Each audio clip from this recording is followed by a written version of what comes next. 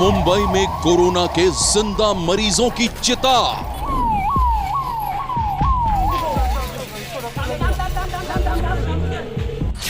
अस्पताल के आईसीयू में डरावना शमशान। सीधा नीचे उतरा, आने के टाइम पे पूरा धुआं कुछ दिख नहीं था। मोबाइल का बैटरी लेके हम नीचे उतरे तो पूरा सब काला काला हुआ था। शहर शहर कोरोना के कहर की आंखों देखी। ये देखिए, यहाँ से खाली bodies bodies bodies, only bodies निकल रही हैं। हेलो मोदी जी, योगी जी, कोई नहीं सुन नहीं रहा है। आप कुछ भी कर लो, कुछ नहीं सुधरेगा। किलर वायरस के जख्मों की खौफनाक दास्तान। 9 बजे से खड़े हैं, पहले गाड़ी अंदर कर ली, 2 घंटे अंदर रखी, फिर बाहर निकाल दी गाड़ी। क्या बोल रहे हैं ये लोग? गाड़ी खाली नहीं है। मौत की मुट्ठी में देश। किलर कोरोना के वार के बाद मौत का ऐसा खौफनाक मंजर अभी तक किसी ने नहीं देखा था। कोरोना के शिकार बने लोग जान बचाने के लिए अस्पताल भाग रहे हैं और वहां भी मौत उनका पीछा नहीं छोड़ रही है।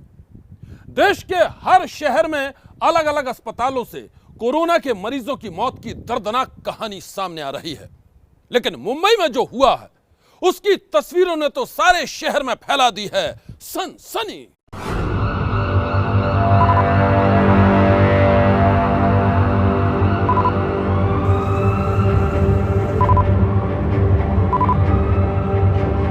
कल तक ये एक अस्पताल का आईसीयू था, लेकिन अब कोरोना के मरीजों की ये खाक हुई चिता है। ऐसा शमशान जहां हर बेड पर कोरोना का कोई ना कोई मरीज धू धू कर जल रहा था, और वो भी जिंदा।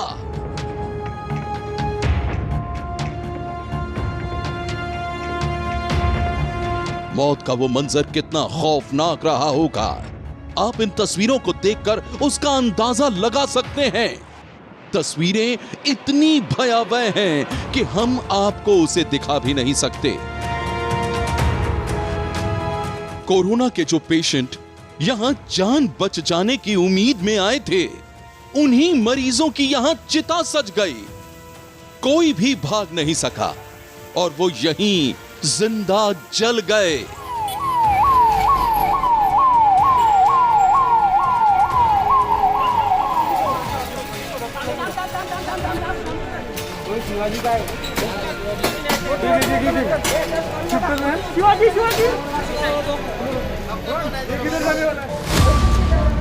दिल दहला देने वाली ये तस्वीरें मुंबई के विरार की हैं, जहां विजय वल्लभ अस्पताल के आईसीयू में कोरोना के 15 मरीजों की दर्दनाक मौत हो गई। वो अस्पताल के आईसीयू में ही जिंदा जलकर खाक हो गए।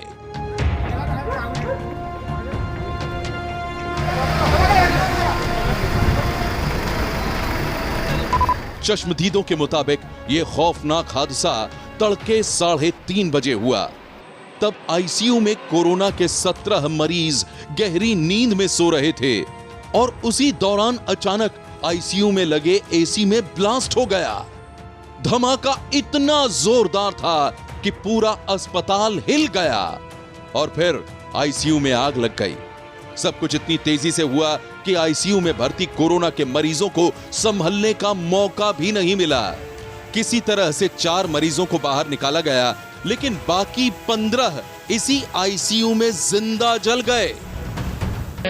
एडमिट था, उसके ऊपर के माले पे एडमिट था। पूरा धुआं था पूरा। लेकिन आग लगा था? 2:45 बजे, 2:30 बजे।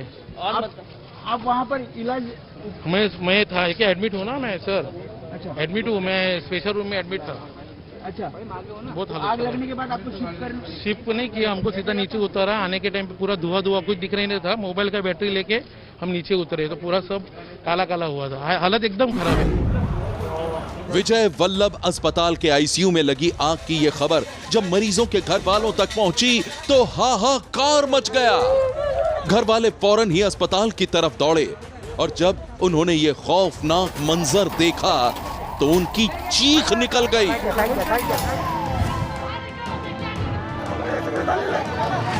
ठीक है आम्ही आतमध्ये जात नाही आमच्या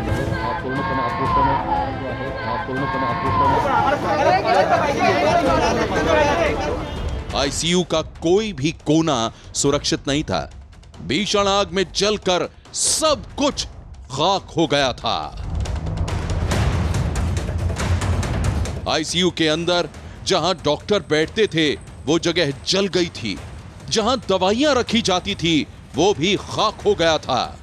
जिस बेड पर कोरोना के मरीज लेटे थे वो बेड ही उनकी चिता बन गई थी और उसी के साथ जिंदा जलकर वो राख बन गए थे।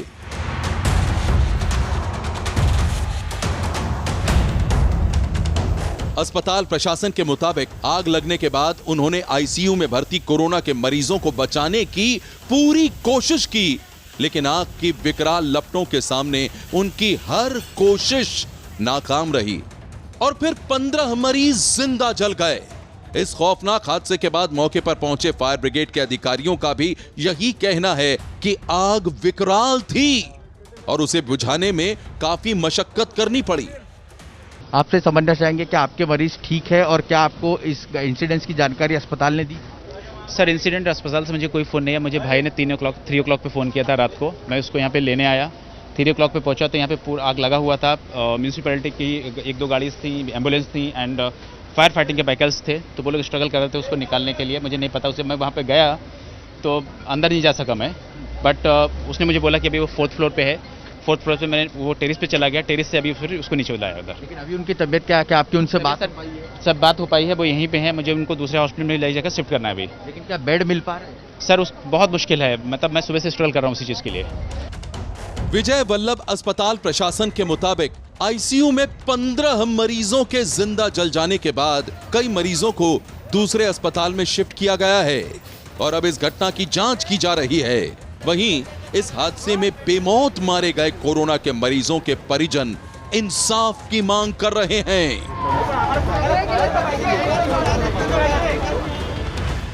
मुंबई के एक अस्पताल में भीषण अग्निकांड की वजह से जान गंवाने वाले कोरोना के मरीजों की दर्दनाक कहानी पर हर कोई सन्न है।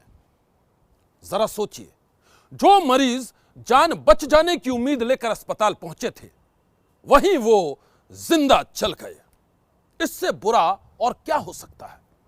और अब तस्वीरें कोरोना के कहर की, उन बेबस लोगों की जो कातिल वायरस की वजह से मौत की कगार पर खड़े हैं और जिंदगी के लिए मांग रहे हैं ऑक्सीजन की भीख। ये अंकल बेचारे अभी तक बहुत अच्छे थे, ये अंकल बहुत सही थे अंकल। अभी इनको ऑक्सीजन नहीं मिल पा रहा, सब परेशान हो गए यहाँ पर। ये देखिए इनको, ये तड़प रहे बेचारे, इनके घर वाले सब परेशान हो गए यहाँ पर। अननेसेसरी बार बार लाइट गोल हो रही है और ये मरीजों की हालत है यहाँ पर। मरीज देख रहे हैं जिस तरीके से तड़प के मर रहे हैं।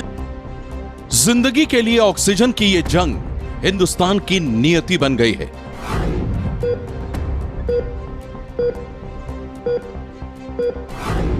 ये तस्वीरें रीवा के एक अस्पताल की हैं जहां ऑक्सीजन की कमी से कई मरीजों की जान खतरे से घिर गई थी। सब बेकाबू हो गए, सब परेशान हो गए।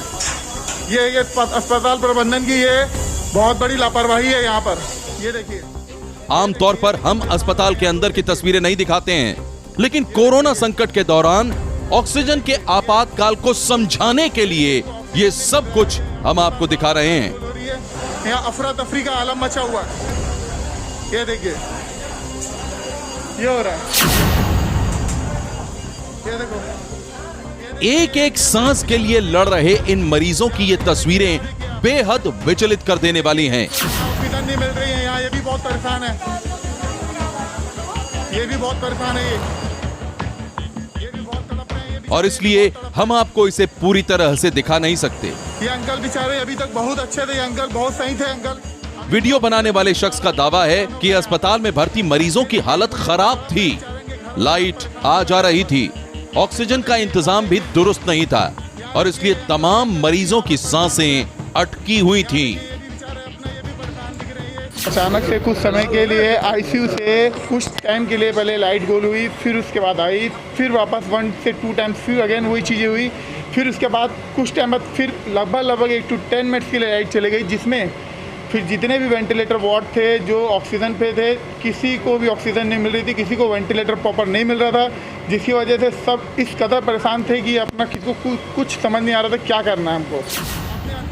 जिंदगी के लिए ऑक्सीजन की ये जंग हिंदुस्तान की नियति बन गई है। किसने सोचा था किलर कोरोना के वार के बाद एक वक्त ऐसा भी आएगा जब लोग एक एक सांस के लिए, ऑक्सीजन के लिए तड़पेंगे। चले गए, यहाँ का ऑक्सीजन बंद हो गया, सब बंद हो गया है। 2 लोग मर चुके हैं, वेंटिलेटर बंद हो चुका है यहाँ का। हर शहर में कोरोना के ऐसे मरीजों की कमी नहीं है जो एक एक सांस के लिए संघर्ष कर रहे हैं, जिंदा रहने के लिए ऑक्सीजन ढूंढ रहे हैं। यकीन नहीं होता तो इन तस्वीरों को देख लीजिए। सबसे पहले कहानी देश की राजधानी दिल्ली की। जी हां, देश की राजधानी दिल्ली में बड़े बड़े अस्पतालों का यह हाल है कि कहीं पर 2 घंटे तो कहीं पर 3 घंटे की ऑक्सीजन बची है। साकेत के मैक्स अस्पताल में 550 कोरोना मरीज भर्ती थे और ऑक्सीजन सिर्फ 1 घंटे की बची थी। इस आपात स्थिति में वहां ऑक्सीजन सिलेंडरों से लदे ट्रक पहुंचाए गए।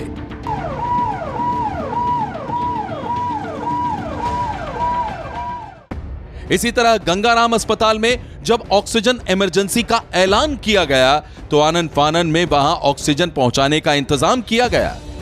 यही वो हालात हैं जिसकी वजह से दिल्ली हाई कोर्ट को कहना पड़ा कि चाहे भीख मांगिए, उधार लीजिए या चोरी कीजिए, आपको ऑक्सीजन का इंतजाम करना ही पड़ेगा।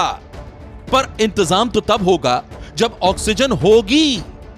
एलएनजेपी अस्पताल के बाहर इस प्रेग्नेंट महिला की सांस फूलती रही। वो करीब घंटे भर तक इसी हालत में यहां बैठी रही, लेकिन अस्पताल में एडमिशन नहीं मिला।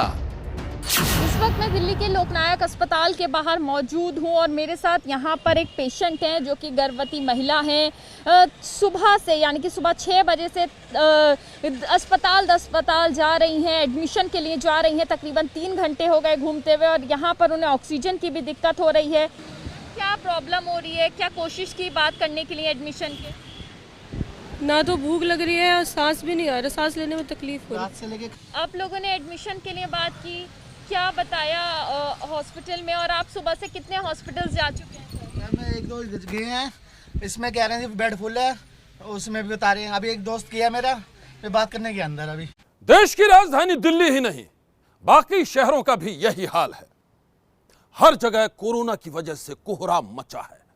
अस्पताल मरीजों से भर गए हैं। ऑक्सीजन न मिलने की वजह से वो तड़प रहे हैं, बेमौत मारे जा रहे हैं और यह हर जगह हो रहा है। वाराणसी में तो एक अस्पताल में कल देर रात ऑक्सीजन खत्म हो गई। उस वक्त वहां 25 मरीज भर्ती थे, जिनमें से 9 की हालत गंभीर थी।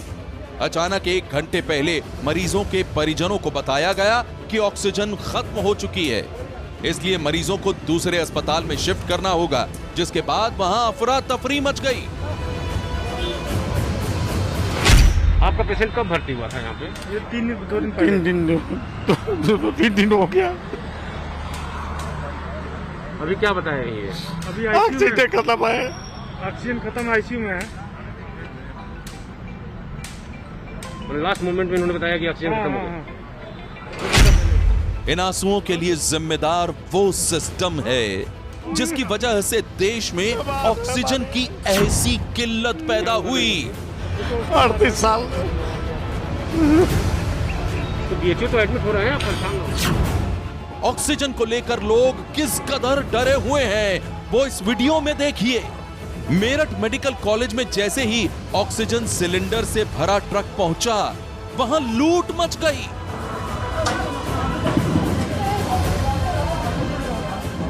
लोग एक दूसरे को धक्का देते हुए अपने अपने मरीजों के लिए सिलेंडर लेकर भागते हुए नजर आए।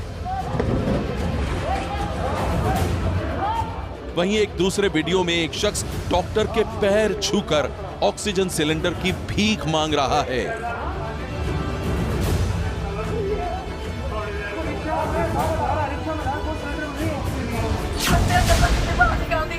इसी तरह बरेली में भी एक कोरोना का मरीज एम्बुलेंस में तड़पता रहा। बेड खाली नहीं है। पहले अंदर कर ली, 2 घंटे अंदर पड़ी रही, फिर बाहर कर ली। तो करीब कितने घंटे हो चुके हैं आप यहाँ पे? 3 घंटे हो गए यहाँ पर। भर्ती नहीं कर रहे हैं? 9 बजे से हम वहाँ पे घूम रहे हैं। मरीज की पत्नी रो रो कर अपने पति को भर्ती करने की फरियाद करती रही, लेकिन डॉक्टरों ने ऑक्सीजन न होने का हवाला देकर मरीज को भर्ती नहीं किया। भर्ती नहीं हो रहा है, 3 घंटे हो गए, आगे कुछ भी होती है तो जिम्मेदारी किसकी होगी? सरकार का दावा है कि कोरोना संकट में ऑक्सीजन के इस आपातकाल से जल्द ही निपट लिया जाएगा। तो क्या कोरोना मरीजों की सांसों की यह जंग खत्म हो जाएगी, या फिर आने वाले दिनों में बढ़ते मरीजों की तादाद के साथ ही यह समस्या और विकराल होती चली जाएगी?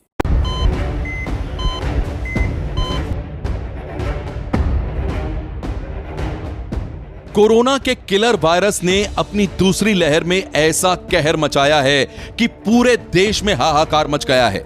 हर गुजरते दिन के साथ कोरोना के मरीजों के साथ ही मरने वाले लोगों की संख्या भी बढ़ती जा रही है।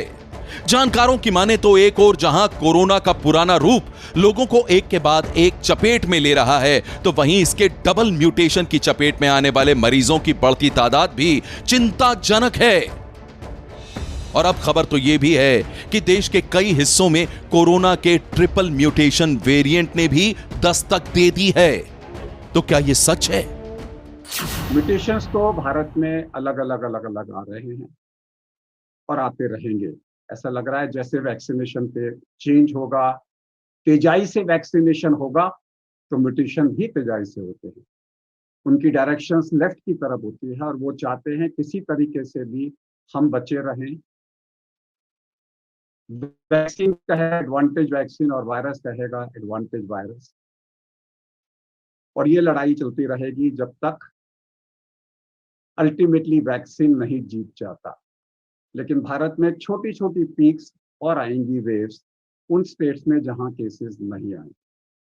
अभी तो प्रिडोमिनेंट 50% स्टेट्स में भी ये पीक नहीं आ रहा है। कोरोना के संकट में आज देश मुसीबतों के तूफान से घिरा है, लेकिन हम कोरोना की ये लड़ाई यकीनन जीत सकते हैं। जरूरी यह है कि हम कोरोना से बचाव के हर तरीके पर गौर करें, सोशल डिस्टेंसिंग का पालन करें, मास्क लगाएं और समय समय पर हाथ जरूर धोते रहें। सरकार को भी चाहिए कि वो जरूरी दवाओं के साथ ही कोरोना के मरीजों के इलाज का हर पुख्ता इंतजाम करे। आज की सनसनी में बस इतना ही। आप रहिएगा होशियार। सन्नाटे को चीरती सनसनी कल फिर देगी दस्तक आपकी दहलीज पर।